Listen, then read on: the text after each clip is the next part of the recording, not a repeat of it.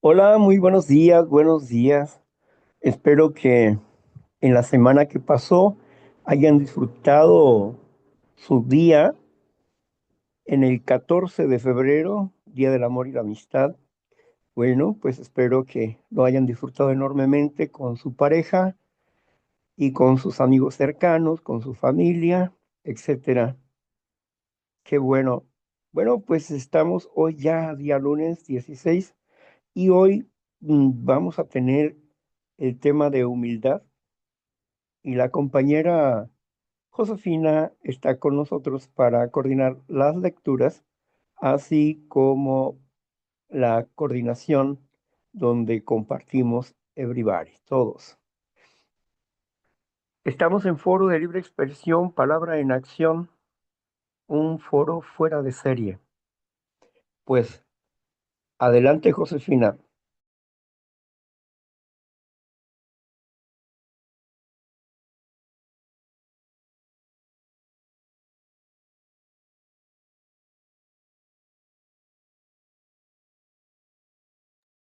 Bendecida mañana, miembro de comunidades de 12 pasos y como producto la revelación de ser una hija de Dios. Gracias a Él, a Cristo Jesús, por concederme el servirle, deseando que sea de su total agrado, de bendición para nosotros, la familia, mi persona, y espero que también de agrado y bendición para el resto de los aquí presentes. Sean todos cordialmente bienvenidos a este espacio de libre expresión, palabra en acción. Y el primer servicio es la lectura de las reflexiones de Neuróticos Anónimos. Hoy, 16 de febrero, para nosotros 2026. Y para ti que la estés escuchando en un momento diferente del de ahorita, pues no sé qué año será, ni qué día. Lo que sí sé es que hoy es el día para esta información que colabora y contribuye para salvar vidas. Está salvando la nuestra. Y se titula Siento dentro de mí un fuego que me consume. La evidencia más convincente de que nuestra enfermedad era una enfermedad del alma. Es que cuando cambiamos y aceptamos los valores espirituales y morales, nos recuperamos. Para aquellos que gustan de investigar, se encuentra en las leyes de la enfermedad mental y emocional en la página 18. Comparte un individuo, hombre o mujer, no sé, dice lo siguiente. Yo era un individuo irónico. En el fondo, era un cobarde porque no me atrevía a atacar a nadie directamente, pero mis pensamientos estaban llenos de odio mediante humillaciones que son como un veneno disfrazado de sonrisa. Siempre causaba daño a quien me rodeaba. Lo que en realidad no aceptaba era mi terrible enfermedad del alma. Me siento humildemente agradecido de que un poder superior, como yo lo concibo, me ayude a través de mis compañeros y que cada día sea una bendición. ¡Puente! Así dicen en la comunidad a la que yo pertenezco, cuando eh, ese poder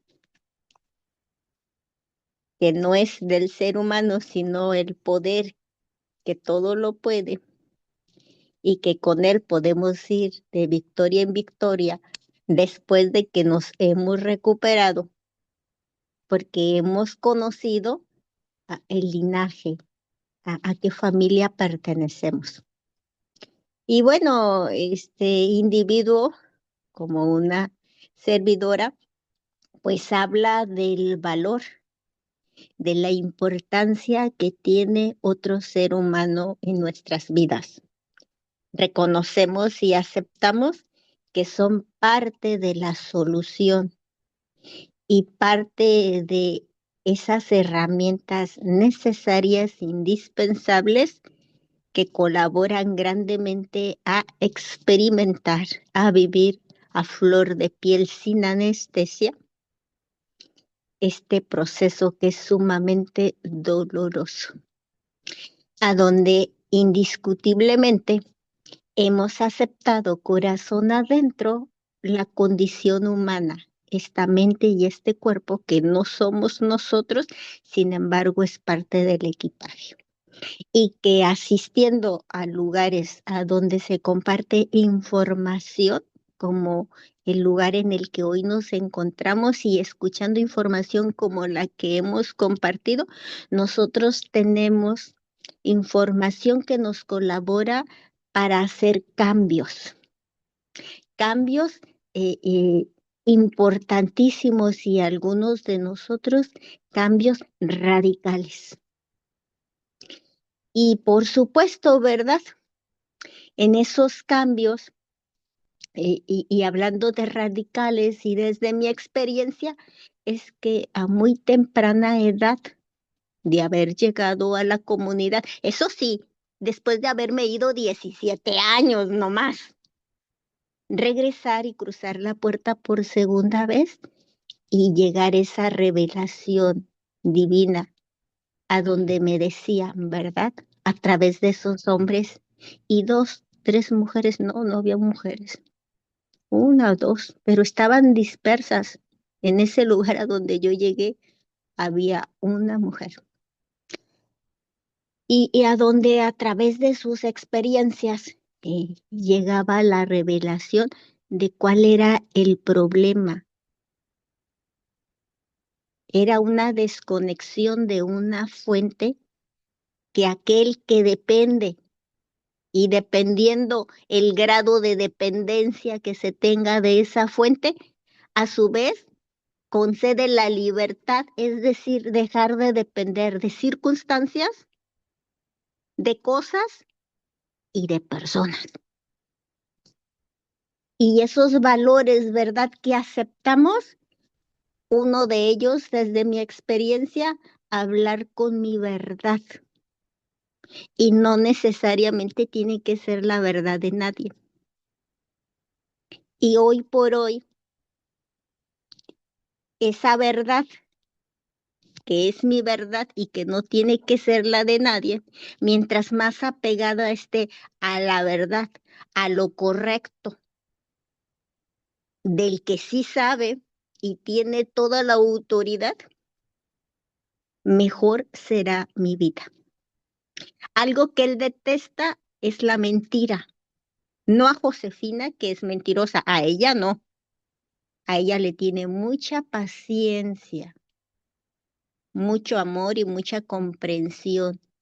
Y tanta paciencia y tanto amor y tanta comprensión que no le solapa, que permite que viva las consecuencias de sus mentiras, con toda la intención de que retroceda, de que me arrepienta, de que quiera, pese al miedo, hablar con verdad. Y eso significa que habrá quienes, humanamente hablando, no me acepten, no me amen, no me aprueben. Y está bien, está bien. Dice él que siempre estará conmigo, que siempre, siempre, siempre, siempre, siempre. Y siempre significa ayer, mañana que todavía no llega y hoy aquí en este instante. Y bueno, valores está la sinceridad, está la honestidad y hay mucho. Yo todavía me hago pelotas con los conceptos. De lo único que sí tengo la certeza y la convicción es que soy una hija de Dios y que todo, absolutamente todo lo que fue mi vida pasada, Él ya me la perdonó. Y también hoy por hoy, yo he perdonado. Y no sé si me dañaron consciente o inconscientemente, eso yo no lo sé, pero a mí nadie me debe nada. Y en los daños, pues hay daños a donde yo fui cínica, descarada. Y hubo otros daños que de una manera inconsciente hice y estoy profundamente arrepentida. Hoy cuido mucho el miembro más pequeño y poderoso, porque con él puedo bendecir o lo contrario. Y Dios me libre que hoy, con el conocimiento que tengo, la información que tengo y la propia experiencia vivida, tenga y me atreva a hacer algo con la intención de dañar. Y con esto concluyo. ¿Sabes que puedo tener la intención de dañar porque esa es la naturaleza humana? Pero siéntete tranquilo, tranquila. Jamás te haré tanto daño como el daño que me haga a mí misma. Por eso el valor de la prudencia, del amor, del respeto al dador de la vida, el poquito amor que yo me tengo y de ese poquito, sin embargo, significativo amor para conmigo, es el amor que puedo ofrecerte. Perdón si no es suficiente. Y de ahí, ¿verdad? Vamos a pasar a un tema que es maravilloso y todo aquel que se entrega sinceramente va camino a este tema que se llama la humildad. Para eso se encuentra con nosotros nuestro facilitador, Víctor Javier, que nos estará compartiendo desde su experiencia, su conocimiento, lo que aquí vamos a leer y él nos lo va a ampliar. Así que, Víctor Javier, bienvenido a este tu grupo, a este tu espacio.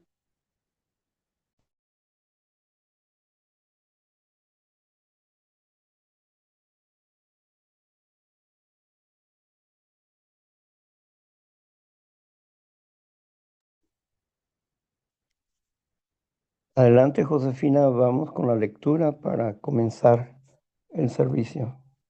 De hecho, en eso estoy, Víctor Javier, muchísimas gracias. La semana pasada, en el tema de la humildad, como les venía mencionando, nos quedamos en el párrafo que dice así: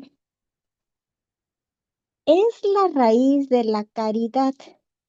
El hombre humilde es bueno con su prójimo, es paciente, indulgente y tolerante, porque estima a todos los hombres, plenamente consciente de que solo por la gracia de Dios no estoy yo así.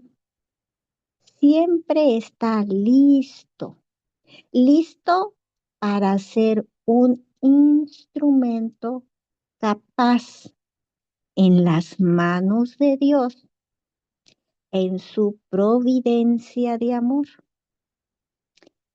Es la raíz de la castidad. El hombre humilde está consciente de su necesidad de ayuda divina. Conoce su debilidad humana inherente y por tanto evita la ocasión de pecar. Es la raíz de la obediencia. Al hombre humilde se le facilita someterse a la autoridad. Sabe que ya está dirigiendo las cosas, que Dios Todopoderoso se ha hecho cargo de la dirección de su vida. En consecuencia, no importa qué circunstancias o personas dicten sus actos, Él gustosamente acepta toda autoridad como la voz de Dios, su voluntad divina.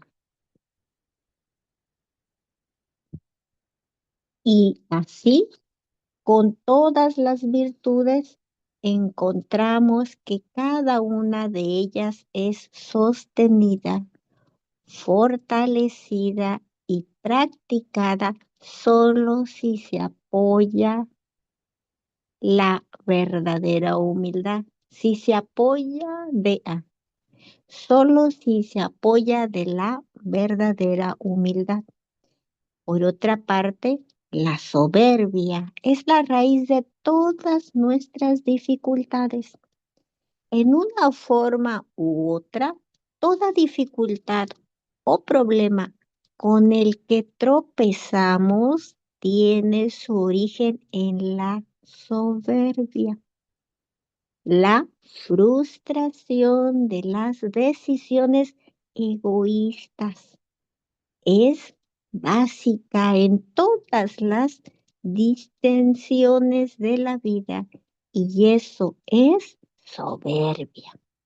El hombre soberbio es realmente el que se ha hecho a sí mismo y cuando adora a su creador, un hombre así no tolera la intervención de Dios o del hombre. Y eso significa que habrá problemas. ¿De qué índole? Analicemos algunos. Número uno, resentimiento o autoconmiseración. Tu enemigo gemelo número uno de todos los alcohólicos. Alguien amenaza lastimarme o lo ha hecho y o estoy enojado o me siento autoconmiserando o me estoy autoconmiserando. En cierto modo, la autoconmiseración no es sinónimo, no es sino el resentimiento al revés. Generalmente primero vienen los resentimientos, crecen, se frustran completamente y terminan en autoconmiseración. Tenemos un ejemplo clásico de lo anterior en Judas. ¿Recuerdan cuando María Magdalena usó especies preciosas para ungir a Cristo? Judas se resintió. Podríamos vender esto y dárselo a los pobres. Mentiroso. No estaba interesado en los pobres, estaba interesado en Judas, en sí mismo, en la utilidad material. Estaba siendo lastimado por este despilfarro. Ya sabemos cuál fue el final de Judas. El resentimiento siguió al resentimiento y por último la traición. Y las 30 monedas de plata no lograron satisfacer su ego. Estaba completamente frustrado. Se refugió en una marisma de autoconmiseración y después el suicidio. Qué diferente del hombre humilde Pedro. San Pedro pecó y gravemente. Más adelante se arrepintió, lo sintió. Cristo lo hizo cabeza de su iglesia, pero también lo sintió Judas. La diferencia, Judas lo sintió porque él estaba lastimado. Pedro lo sintió porque había lastimado a Cristo. Judas se convirtió en un suicida. Pedro se convirtió en un santo. Judas era soberbio. Pedro era humilde. La soberbia ocasiona resentimientos. Los resentimientos se convierten en autoconmiseración y suicidio, ya sea consumado por la mano o por la botella. El hombre soberbio tiene como lema constante de su vida: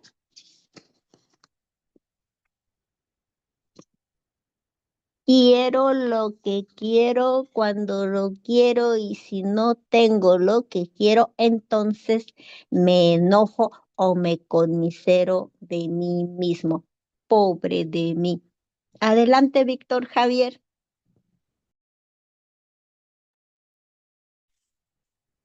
Gracias, Josefina.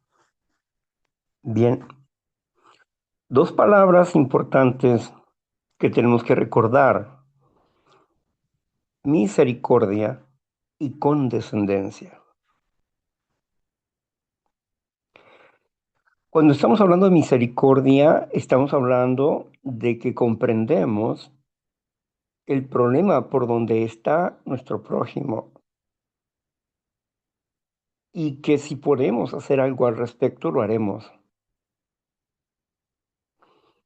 Y condescendencia significa bajarse al nivel del otro.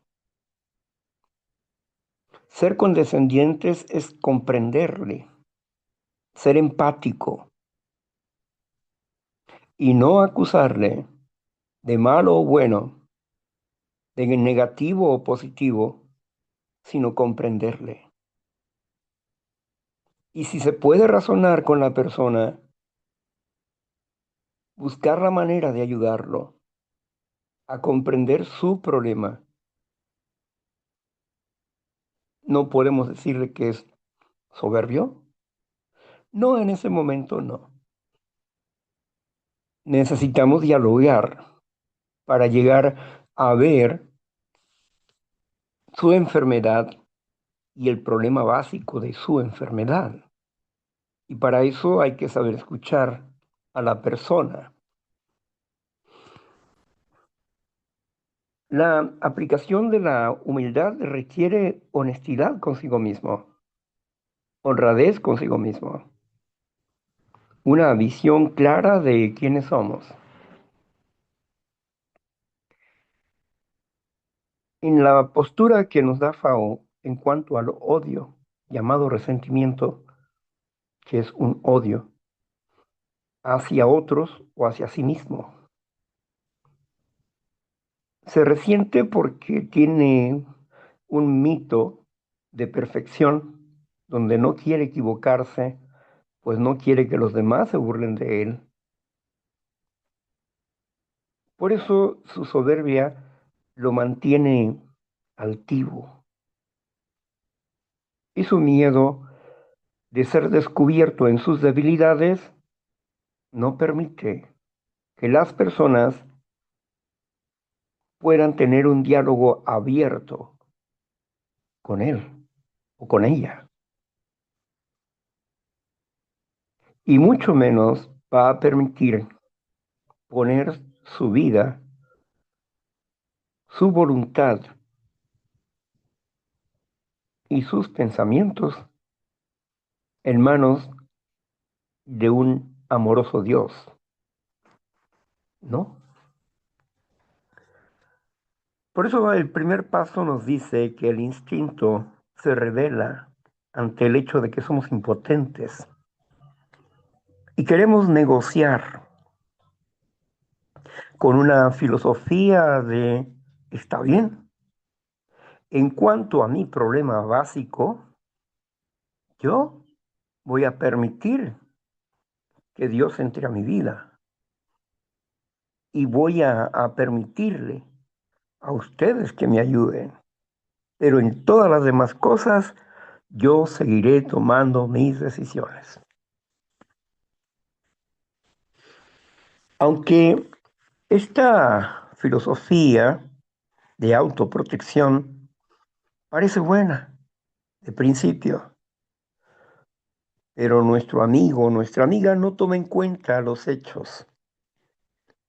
Y los hechos son que si ha llegado hasta aquí, esto significa que no se ha dado cuenta de que sus ideas, creencias, ideales, sus pensamientos y sentimientos son engañosos y los han llevado al fracaso. Y quizás no tenga un fracaso en el sentido de su labor o trabajo, pero sí en un sentido interno. La tristeza, la ansiedad, la ira, la depresión y todos los síntomas de la enfermedad están ahí prestos a aparecer en su existencia. La persona que es soberbia es desesperada, es ambiciosa y quiere resolver su situación en un instante. No se da cuenta de lo incongruente que es cuando habla de su problema. No se da cuenta del engaño en que ha estado viviendo durante muchos tiempos simplemente por cumplir un paradigma, un ideal imposible. Y no es porque sea imposible el ideal, como la persona, la mujer, que piensa que con un marido y los hijos va a ser enteramente feliz. Y está buscando afanosamente con quién hacer el nido para ser la familia feliz. Porque está en su mente el cuadro ideal de la familia. Sin embargo, no se ha dado cuenta que el peor enemigo para poder realizar ese acto o lograr esa meta son sus propios pensamientos, ideas desordenadas, su propio autoengaño, que la hace querer controlar y dirigir. Es una codependiente de un ideal que no puede alcanzar. Lucha por someter a su pareja a su idea y lucha por someter a sus hijos a su idea, pero no logra lo que quiere y se frustra y se enoja consigo mismo, se enoja con un Dios que no conoce porque tiene una meta definida, pero no sabe cómo lograrlo. Y no se da cuenta que el peor enemigo que ella posee es ella misma, el engaño, la mentira. Pues ha creído que puede hacerlo por sí misma, tratando de muchas formas de lograr tal unidad, pero no se ha dado cuenta que está trabajando con personas que tienen pensamientos diferentes, reacciones diferentes. Y aunque sean parte de la familia y hayan convivido con ella, cada quien ha optado por formas de pensar diversas. Y en parte están de acuerdo y en parte no. Nunca se puede tener la unidad perfecta. Se unen por objetivos comunes, pero no íntegramente. Por eso es importante para nosotros entender el valor del segundo concepto, la necesidad de Dios. ¿Por qué necesito por lo menos tener la idea de que existe una mente inteligente que puede ayudarme a transformar mi mundo interno? ¿Por qué es básico e importante? Porque es una clave para lograr la humildad. El no pensar que por mí mismo he logrado todas las cosas. Yo no domino las circunstancias y no domino muchos aspectos como la vida de otros, pensamientos o sentimientos de otras personas, pero sí puedo aprender a desarrollar un dominio propio. Pero para esto necesito primeramente entender que no he obrado con sano juicio. El sano juicio nos llama a la prudencia, nos llama a detener nuestros deseos personales y a revisarlos para ver si están de acuerdo en ese momento de nuestra historia con Dios y con nuestros alcances. Podemos tener una fe que no ha impactado fuertemente en nuestras vidas, sino que creemos tener fe cuando solamente se está pensando en la feria, ya sea en la feria para divertirse o en la feria que surge del trabajo o de otras acciones perversas. Así que necesitamos desarrollar la capacidad de la humildad, pero sin Dios no podremos lograrlo. Un Dios amoroso, a quien cuando le conozcamos podemos hacerlo nuestro Padre, o podremos reconocerlo como nuestro Padre, el Padre que no conocimos. Muchas veces, una de las dificultades poderosas para no poder concebir a Dios como un Padre amoroso es nuestra experiencia familiar. No tuvimos la imagen de un Padre amoroso. No tuvimos la imagen de un Padre amoroso y de una madre quizás tampoco. En parte sí y en parte no. Así que la imperfección siempre estaba en nuestras vidas, pero nuestros ideales eran perfectos. Y queríamos lo perfecto, pero no estábamos aptos para lograrlo porque no teníamos la herramienta para romper con el engaño que está en el ser humano. Hoy me preguntó una persona, ¿cómo puedes tú saber que yo empecé mal y que por eso iba a terminar mal? Por los dichos de tu boca. Tú me has contado y considero con toda sinceridad tu comienzo con esa relación. Y cómo en el primer mes de la relación, esa persona prácticamente te abandonó.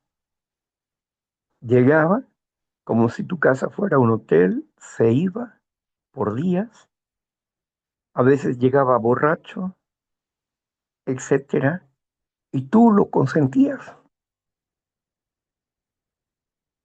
¿Qué es eso? Es una enfermedad. Tú codependiente y él adicto a las drogas. Te ilusionabas con pocas cosas,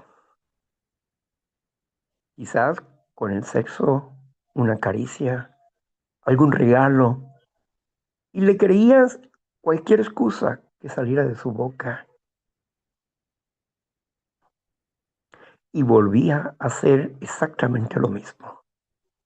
A veces por un estado de culpa o por un interés mezquino, se volvía amable, cariñoso, pero volvía al mismo punto, estar fuera de tu vida. Nunca estuvo en tu vida. Y si te sigo contando todo lo que me has dicho, haciendo un recuento de tu honestidad, empezaste mal. Y por eso hoy estás mal. Pero si la persona intentó 3 veces recuperarse, intentó 3 veces recuperarse. La persona tiene un problema psiquiátrico. Los medicamentos actúan de una manera, él actúa de otra forma.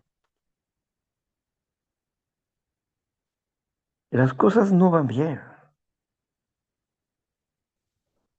Pasan 10 años. Y ahora los mismos problemas de abandono que tenías antes los tienes, pero ahora con una persona que se atreve a decirte, yo no te quiero, que se atreve a rechazarte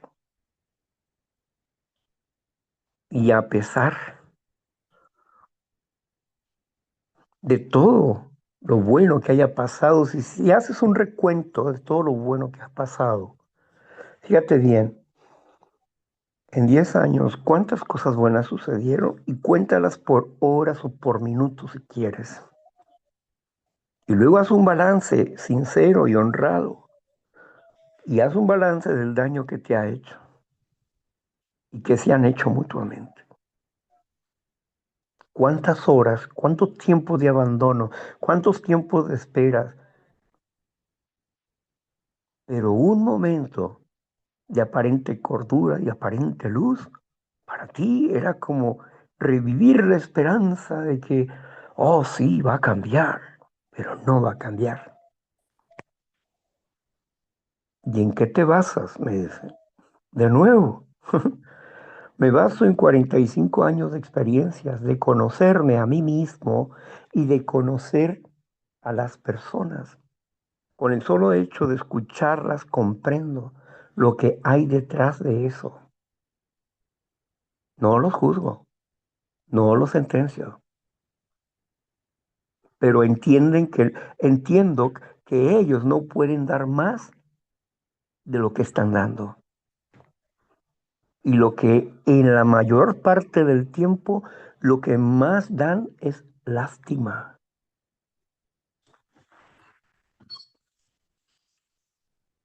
Por eso es importante comprender la enfermedad mental emocional en sus diferentes grados, iniciales, prodrómica y crónica, o sea, inicial, consecutiva y crónica.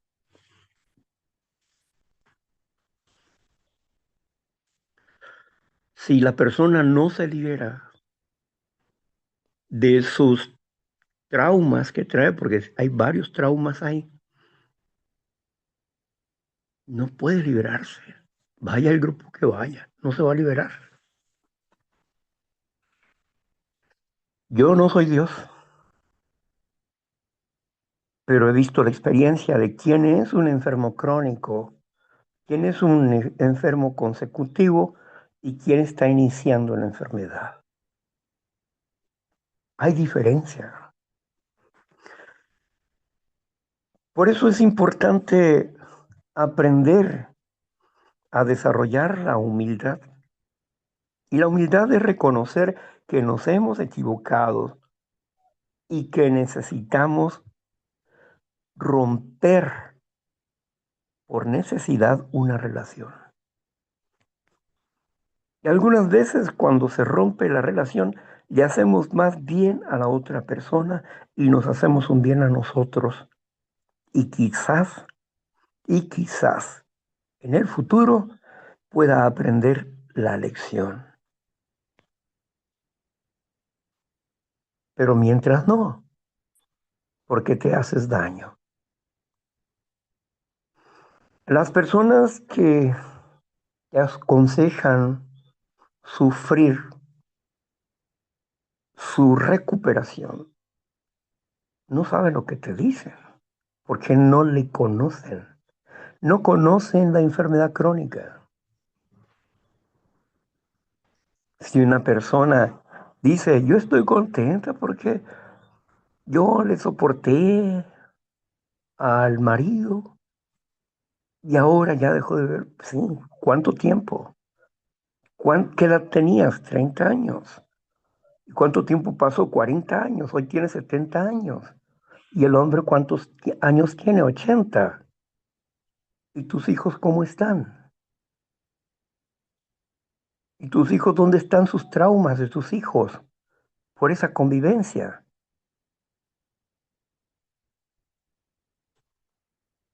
O sea, el decir estoy orgulloso hace como si fuese algo que yo gané, algo como lo que yo triunfé. No es más que soberbia, porque no te diste cuenta que estabas pisando a tus hijos con esa relación traumática.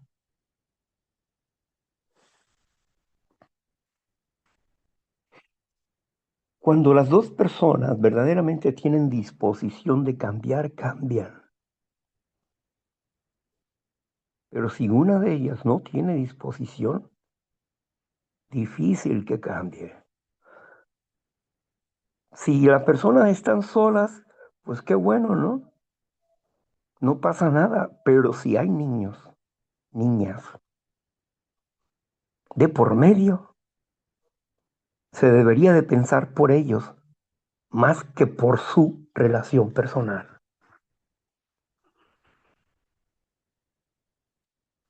Por eso Jesús dijo claramente, Moisés escribió la carta de divorcio por la dureza de sus corazones para que no se hagan daño entre ustedes. Claro que cada caso es diferente, pero en un caso crónico uno lo ve diferente. No, yo no podría decirle a una persona que le aguante 40 años porque va a cambiar a los 40 años y no sabe si los va a vivir. Y por mientras, ya pisoteó toda tu dignidad y ya lastimó a tus hijos con sus actitudes. Todo por tener una falsa esperanza, un paradigma.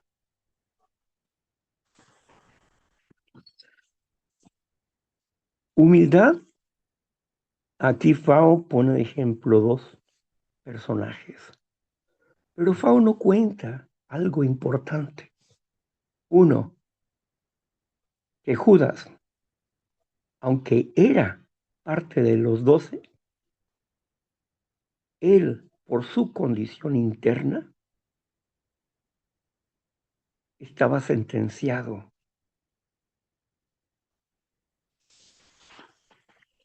a la muerte por horca, porque por eso había una profecía. ¿Quién iba a ser? No se sabía. Pero cuando Jesús lo dijo, lo supo. El Padre se lo reveló quién iba a ser y lo supo.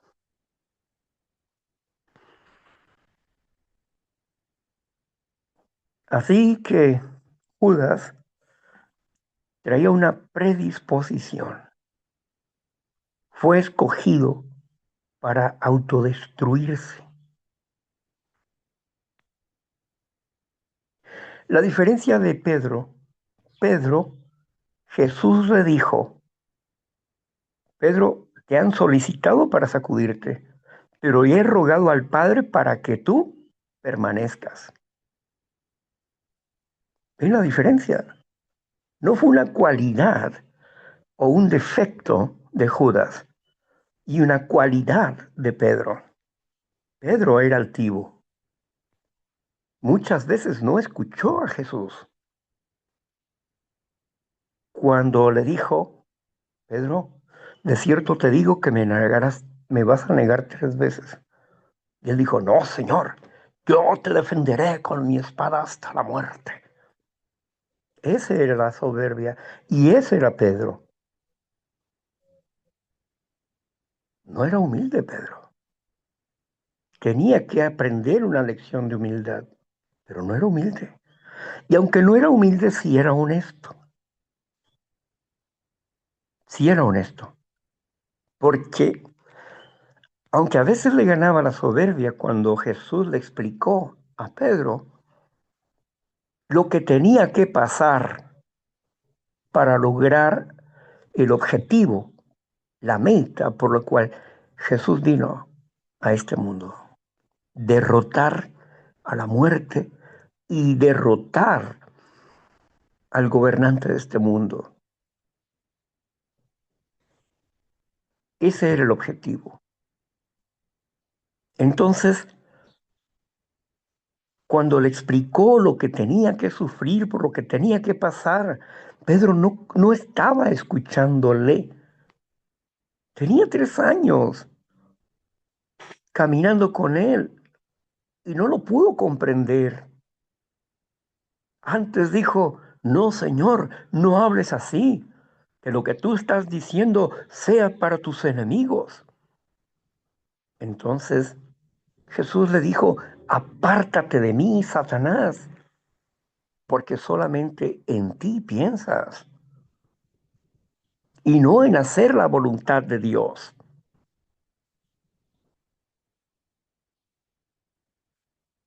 ¿Se imaginan ustedes qué sintió Pedro cuando le dijo eso a Jesús? No comprendes el proyecto. En otra ocasión, Pedro le dice, Señor, todo el mundo se está yendo. Pedro, si tú también quieres irte, vete.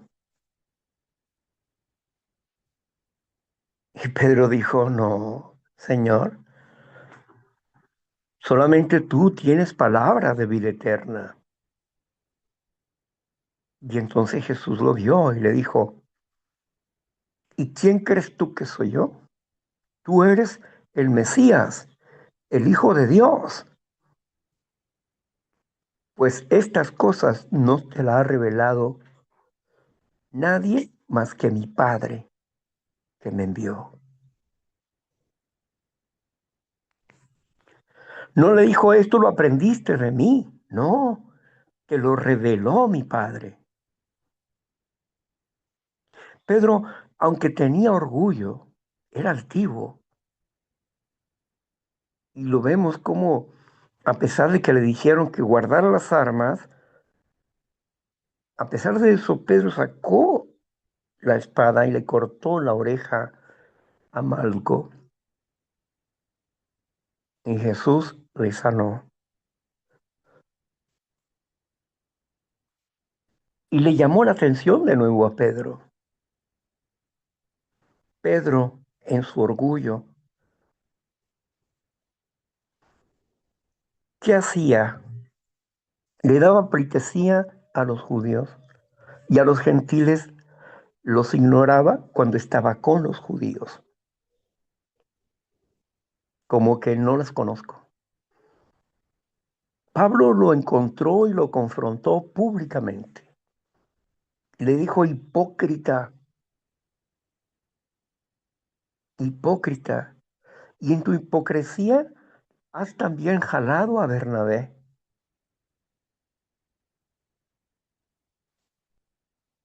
O sea, tienen que ser iguales. Los judíos no son más que los gentiles, ni los gentiles más que los judíos, porque ambos hacen un solo pueblo. Por eso, por eso fue sacrificado el maestro. Pero le temes más a lo que puedan pensar o hacer los judíos. Y por eso estás en esa hipocresía. Pedro recapacitó y ahí se dio su humildad, se dio su debilidad, pero también dentro de esa debilidad y esa llamada de atención a través de Pablo, dio su debilidad.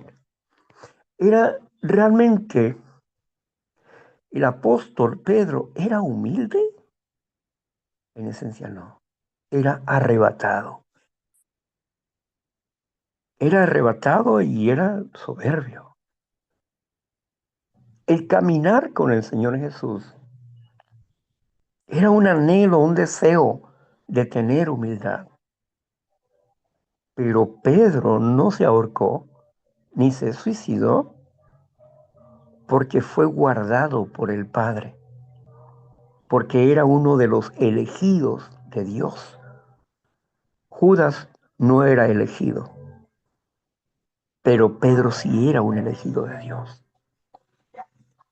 Y por esa fortaleza divina es que él no se ahorcó, es que él no se suicidó, no porque fuera en esencia humilde, sino por el amor que Dios le tenía a Pedro en ese momento de la historia y por el potencial que se veía en Pedro.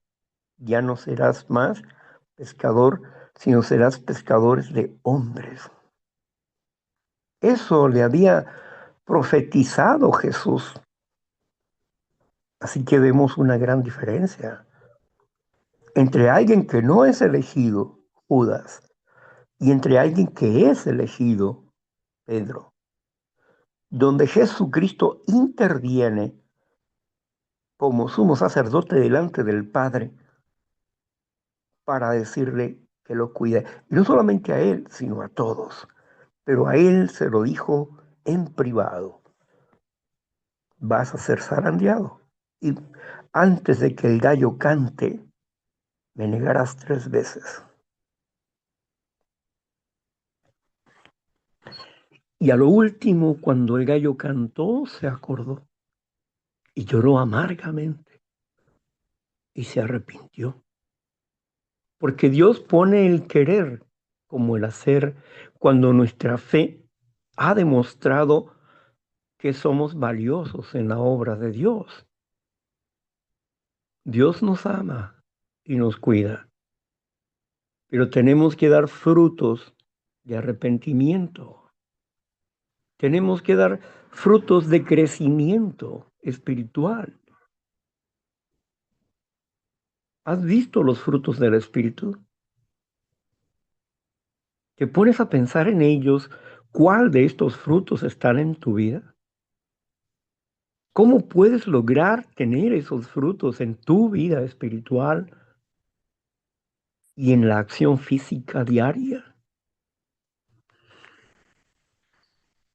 Ser humilde significa reconocer no solamente nuestros errores, sino también nuestras virtudes y reconocer que somos impotentes para transformar nuestro mundo interno sin la ayuda de Dios. Cuando venga sobre ustedes el Espíritu Santo, tendrán poder y me serán testigos en todas partes. Entonces, el propio Dios dice que necesitamos de su Espíritu. Necesitamos de su Espíritu. Necesitamos de su sabiduría y de su poder. Un poder que nos hace ser valientes ante la adversidad. Un poder que derrota el temor y que derrota todo argumento falso que se levanta en contra de nosotros. Pero necesitamos primeramente creer que Él es real, que no es una imagen, ni es un mono, no, ni es un niño, tampoco. Es el sumo sacerdote, el autor y consumador de la fe. Él creó este camino, autor, y Él consumó la acción del Espíritu en nuestras vidas. Consumó significa realizar. Realizó. Realizó significa que consumó la fe en nosotros. ¿Cómo? A través de su resurrección y de su gloria al lado del Padre. ¿Qué hace? Nos da qué? Poder. ¿Para qué? Para que seamos testigos. ¿Y qué ha hecho? Perdonar nuestros pecados. Y entonces, ¿cómo andamos? En vida nueva y en poder. Y cada quien, conforme a su fe, va creciendo. Porque cuando yo me pongo a pensar en el momento en que aquel hombre me amenazaba con esa cosa, con un desarmador grande, así con punta, y que decía que me iba a matar, nunca tuve miedo, ni en ese momento ni después. Simplemente dije, si vas a hacerlo, hazlo ya, porque yo te conozco y sé quién eres. Pero yo no estaba hablando de él, yo estaba hablando del que lo manipulaba a él, el enemigo, porque quería humillarme por estar con Cristo Jesús. Pero no lo logró. Así que vamos desarrollando en nuestras vidas una capacidad y un valor importante delante de la presencia de Dios, porque créame, después de eso, yo no temblé ni nada de eso. Y sin embargo, en otra situación, teniendo a mi perrito, llegó un perro de esos bravos, peleoneros, y se fue hacia donde estaba el perrito y yo lo tenía agarrado para que él no se peleara. Bueno, en el momento que duró como, yo creo como unos 3 o 4 minutos, en lo que yo pateaba al perro y trataba de quitarle al perrito para que no lo mordiera, el perro no le hizo gran daño al perro, a mi perro, pero mi perro sí se asustó gravemente y yo pensé que le había hecho daño porque veía sangre correr, pero no, el perro me había dado una mordida a mí. Total que al final todos estaban ahí alrededor opinando, hace esto, aquello, lo otro, etcétera. Bueno, cuando terminó eso, me fui a lavar la mano. Ya vi que el perrito no estaba dañado, no estaba herido. Dije, qué bueno, mi perro no está herido, está bien. Entonces empecé a temblar, mucho, empecé a temblar. Y así me llevaron al hospital. Pero era algo diferente, aunque yo estaba temblando. A pesar de eso, no había temor. Entendía que era por la sangre, por la presión que viví con el perrito y eso, el miedo de que lo lastimara. Todo eso pues dio este resultado, un resultado diferente, diferente al enfrentarme a esas personas y hacerles sentir o notar esta situación, ¿no? Entonces, ahí no tuve miedo, ni antes ni después. fueron dos experiencias diferentes. Por eso es importante para nosotros desarrollar una amistad con Dios, para liberarnos del resentimiento, del odio que nos hace daño. Por eso dice Dios, tú no te vengues, déjamelo a mí. Que el enojo no se ponga sobre tus ojos y no permanezcas molesto hasta el atardecer. Dios dice pues que yo tengo que sujetar esa molestia siendo condescendiente con las personas que me han afectado, comprendiéndolos en su ignorancia y quién está detrás de ellos, quién los usó para lastimarme. Entiendo eso. Cuando leemos Efesios capítulo 6, versículo 12, leemos claramente, no solamente tenemos lucha contra carne y sangre, sino contra autoridades, poderes que andan en los cielos, ¿verdad? Y esos dardos que ellos envían, tenemos que apagarlos con el escudo de la fe. Y nuestra fe preciosa tiene que ser en un reconocimiento de nuestros errores y en un cambio profundo de nuestra forma de ser. Y aquí es donde encontramos la verdadera humildad, una fuerza que no proviene de mí, sino proviene de Dios para romper con el orgullo y la soberbia que nos caracteriza a los enfermos emocionales. Bueno, pues vamos a dejarlo hasta aquí para que ustedes puedan compartir. Veamos, voy a cerrar la grabación. Cerramos la grabación.